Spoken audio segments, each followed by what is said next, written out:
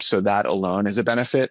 But I think like let's not forget about the benefits that pure sort of decentralization and decentralized coordination in a marketplace enables. So there's all sorts of, I would say, bad regulation proposed around AI in terms of countries wanting to limit who can access AI models and AI compute in the data centers that run within their countries for national security reasons. And a lot of that regulation is being driven by the big tech companies that want to make sure that they have the monopolies and they control the access.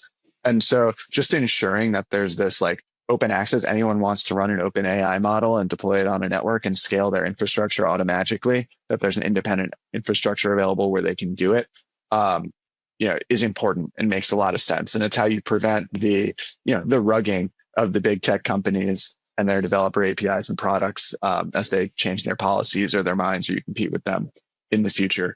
I think in general, open source AI is important because you see how much bias is injected into closed proprietary AI models. Like there's just a lot of tasks that a chat GPT won't do for you, or you ask it a question and it injects a very biased answer, not necessarily maliciously, but because they have to protect their cash cow and their revenue stream. They can't take risk, and they can't, if you ask that in a certain country policy about political policy, you get different answers than if you ask those questions in another country. And so how can we like rely on that to be create a society where everyone actually is based on objective facts and truth?